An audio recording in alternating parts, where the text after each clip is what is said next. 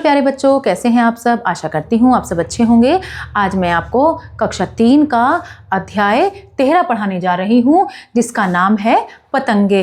पतंगे आपने बहुत देखी होंगी आसमान में उड़ते हुए, लेकिन आज हम पतंगों की एक बहुत ही अच्छी सी कविता पढ़ेंगे।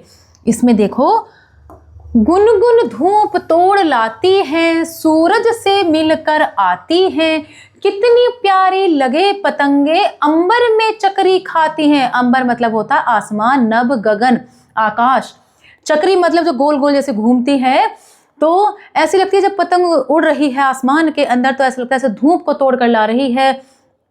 और कितनी प्यारी वो लगती है जब आसमान में ऐसे गोल गोल गोल गोल वो पतंग उड़ती है। ऊपर को चढ़ती जाती है, सर सर करती फिर नील गगन से बतियाती है। जब वो जैसे ऊपर चढ़ती जाती है ऐसे लगता है, और जब वो ऊपर चढ़ती है सर सर की आवाज करते हुए वो ऊपर चढ़ती है, तो ऐसा लगता है जैसे नीले आसमान, जो तुम अंबर आकाश जो हमारा नीले रंग का है, उससे वो बातें कर रही हो। इस तरीके से वो सर सर करती हुई ऊपर चली जाती है।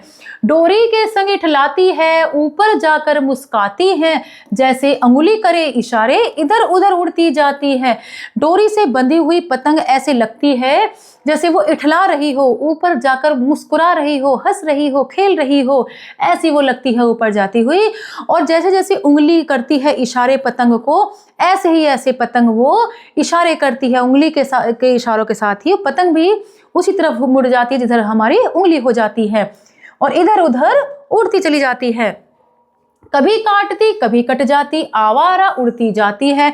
जब पेच लड़ाए जाते हैं पतंगों के बीच में, तो कई बार खुद भी कट जाती है पतंग, और कई बार दूसरी पतंग भी कट जाती है।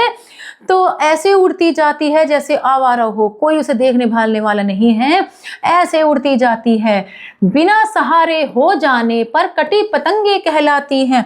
और जब वो डोरी से अलग हो जाती है तो ऐसा लगता है जैसे कि वो बिना सहारे के हो गई है।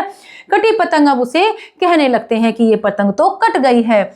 तेज हवा से फट जाती है, बंद हवा में गिर जाती है, उठना गिरना जीवन का क्रम, बात हमें यह समझाती है। जब तेज हवा होगी बहुत तेज तो फट जाएगी, जब बंद हवा हो जाएगी तो गिर जाएगी। तेज हवा होने पर फट जाती है, और जब हवा बंद हो जाएगी तो वो गिर जाती है, यानी कि हवा उसके लिए जरूरी है। तो कभी फटना, कभी गिरना, कभी पतंग का कट जाना, किस तरह से कई कई मोड़ वो जीवन के लेती है। तो इससे हमें भी समझ में आता है कि हमारा जीवन भी एक पतंग की तरह से होता है। जीवन में कई तरह के उतार चढ़ाव आते हैं, कभी सुख के, कभी दुख के, कभी हंसी खुशी के।